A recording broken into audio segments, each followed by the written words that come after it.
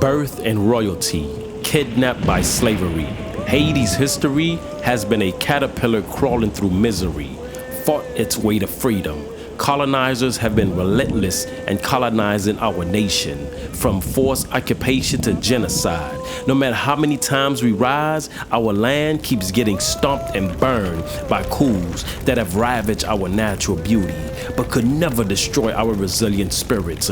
Embargoes have embarked on our island to scorch our livelihood. Like a phoenix, we rise from ashes. Despite disasters, burnt lands, our soil renews to become fertile again, giving our caterpillar grounds for its odyssey and pain, to endure the assassinations, embrace the struggle, because transformation is the game. Haiti, you are the butterfly that will make freedom reign again.